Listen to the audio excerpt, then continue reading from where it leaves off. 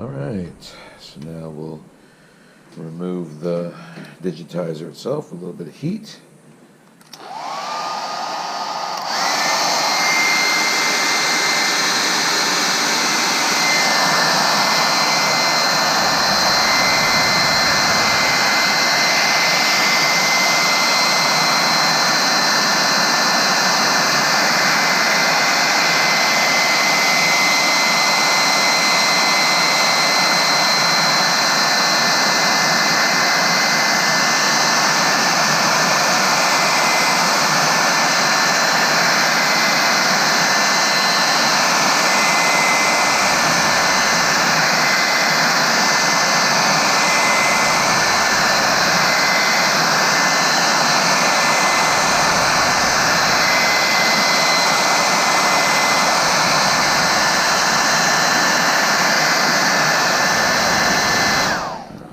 Generally what I'll do is just turn it over and start in a corner and start kind of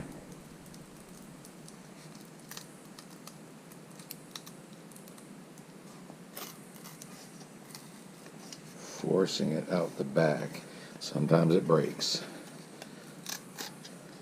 Looks like I'm going to be pretty lucky on this one. And voila. This part is no longer bueno, so we will set that aside, throw away.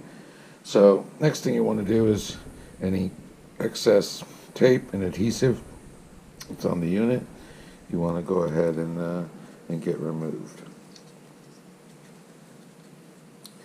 A lot of times just by pressure of the hand you can clean the digitizer up just fine.